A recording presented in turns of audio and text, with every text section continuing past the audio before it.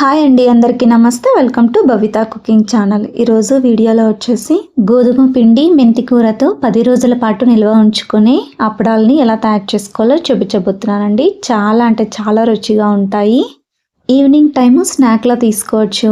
అలాగే పక్కన వచ్చేసి పండుమిర్చి చట్నీతో కనుక సర్వ్ చేసుకొని తినండి. 2, 3 కాదండి, 4, 5 దాకా కూడా ఆపకుండా తినేస్తారు. చాలా క్రిస్పీగా ఉంటాయి. నోట్లో వేస్తూనే వెన్నలా కరిగిపోయేంత రుచిగా కూడా ఉంటాయండి. వీటిని తయారు చేసుకోవడం కోసము ముందుగా మెంతికూరను తీసుకోండి. మెంతికూరను తీసుకొని అందులో ఉండే కాడల్ని సపరేట్ చేసేసుకోండి. ఆకును మాత్రమే సపరేట్ చేసుకోండి.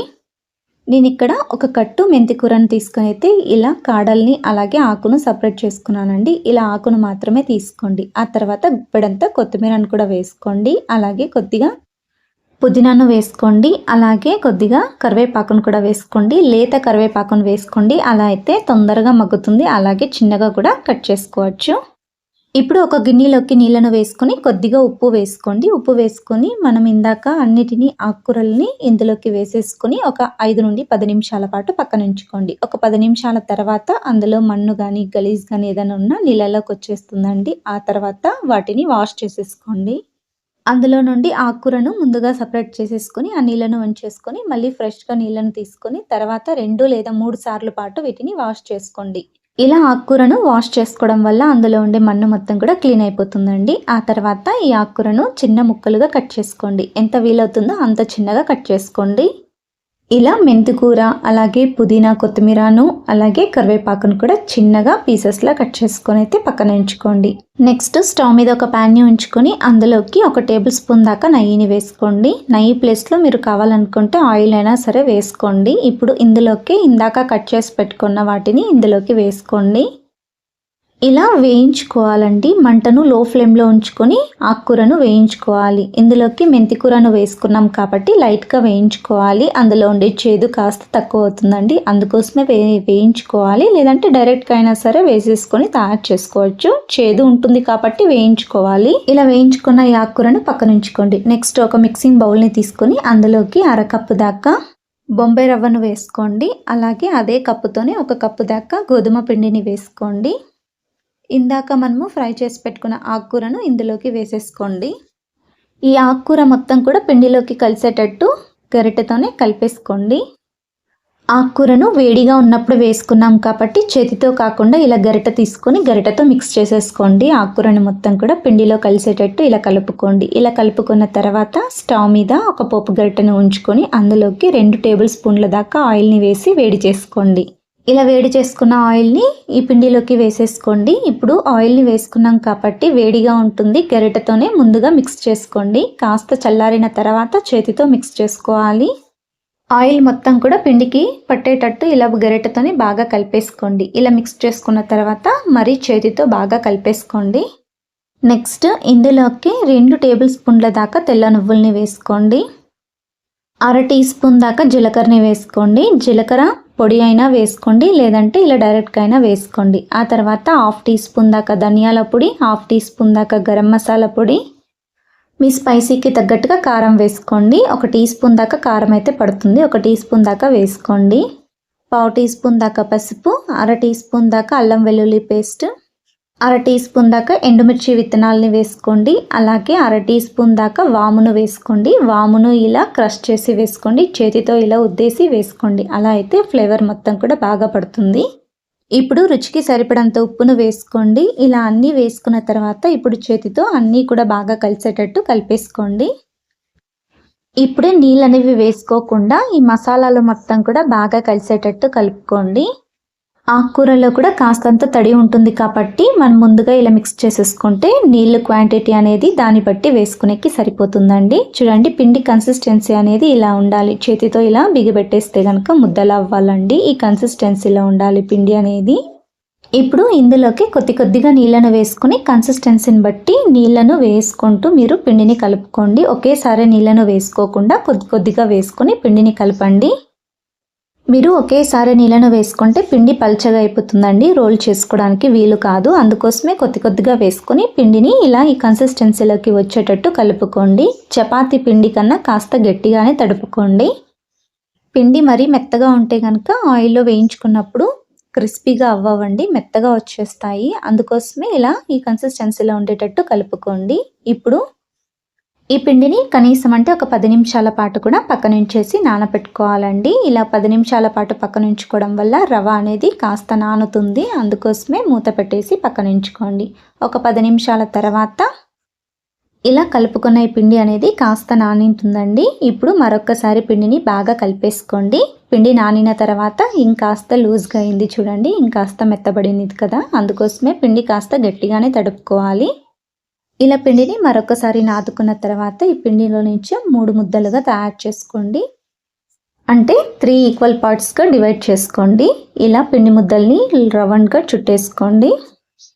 ఇలా అన్నిటినీ కూడా ఇలా బౌల్లో చుట్టేసుకొని అయితే బౌల్లో వేసుకొని పక్కన ఉంచుకోండి. ఇవి పిండి ముద్దలు అనేవి ఆరిపోకుండా ఉండడం కోసము మూత పెట్టేసి పక్కన ఉంచుకోండి. నెక్స్ట్ వీటిని రోల్ చేసుకోవడం కోసము పొడి పిండిగా గోధుమ పిండిని వేసుకొని తయారు చేసి పెట్టుకున్న పిండి ముద్దను తీసుకొని మరి పైన కూడా పొడి పిండిని చల్లుకొని 2 వైపులా కూడా పొడి పిండిని చల్లేసుకొని రోల్ చేసుకోండి. చపాతీని ఎలా అయితే రోల్ చేసుకుంటారో సేమ్ అలానే రోల్ చేసేసుకోండి. మరీ పల్చగా ఉండకూడదు, అలా అని మరీ థిక్గా కూడా ఉండకూడదండి. మనం చెక్కాలు ఎలా అయితే చేసుకుంటామో అలా ఆ థిక్నెస్లో ఉంటే సరిపోతాయండి.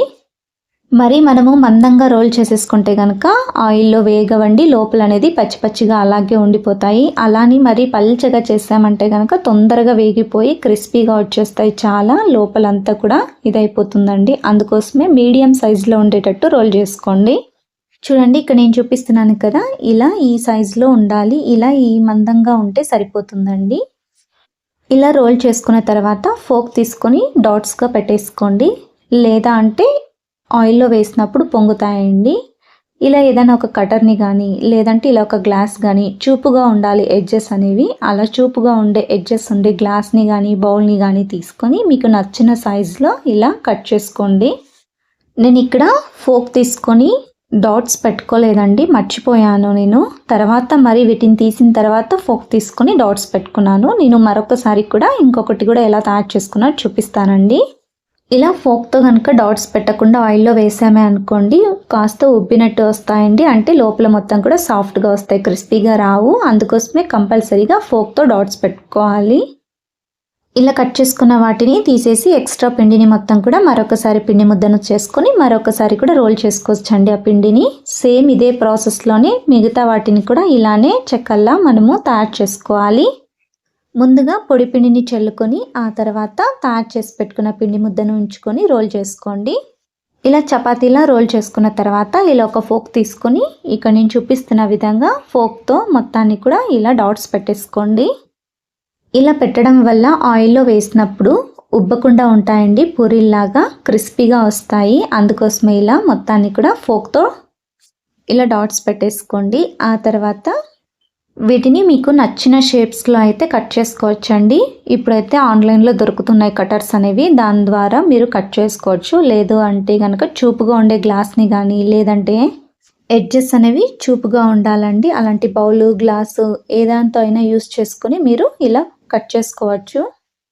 ఇలానే సేమ్ ప్రాసెస్లో మిగతా పిండిని కూడా ఇలానే రోల్ చేసుకొని కట్ చేసుకొని వీటిని అయితే పక్కన ఒక ప్లేట్లో ఉంచేసుకోవాలండి. ఇలా అన్నిటినీ కూడా కట్ చేసుకున్న తర్వాతనే డీప్ ఫ్రై చేసుకోవాలి. అలా అయితేనే తొందరగా అయిపోతాయండి ప్రాసెస్ అనేది.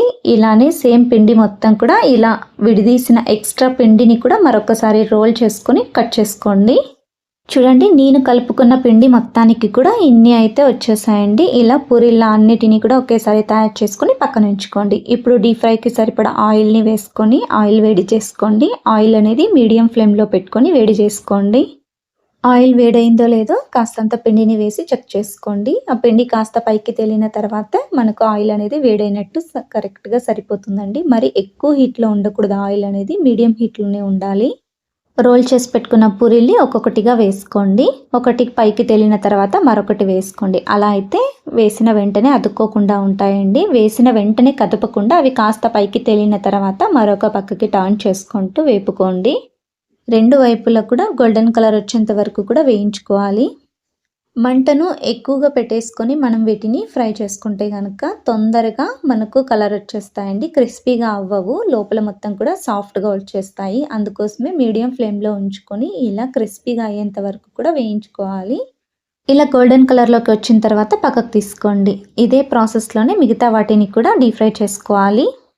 ఆయిల్లో ఎన్నైతే పడతాయో అన్ని మాత్రమే వేసుకొని డీప్ ఫ్రై చేసుకోండి. మరి ఎక్కువ క్వాంటిటీలో వేసేసుకుంటే కనుక అవి సరిగ్గా వేగవండి, లోపల మొత్తం కూడా అలాగే ఉండిపోతాయి. అందుకోసమే ఎన్నైతే పడతాయో అన్నిటిని వేసుకొని రెండు వైపులకు కూడా టర్న్ చేసుకుంటూ వేయించుకోండి.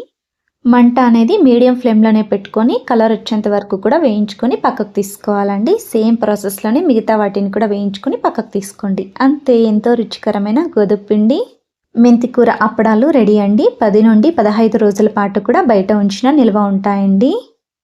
తప్పకుండా మీరు కూడా వీటిని ట్రై చేయండి. మీకు ఎలా వచ్చిందో మీ ఫీడ్బ్యాక్ని కింద కామెంట్ సెక్షన్లో కామెంట్ చేయండి. అలాగే లైక్ చేయండి, షేర్ చేయండి, సబ్స్క్రైబ్ చేయండి. ఇలాంటి మరెన్నో ఈజీ అండ్ హెల్తీ రెసిపీస్ కోసం నా ఛానల్ని తప్పకుండా సబ్స్క్రైబ్ చేసుకోండి. Thank you for watching video.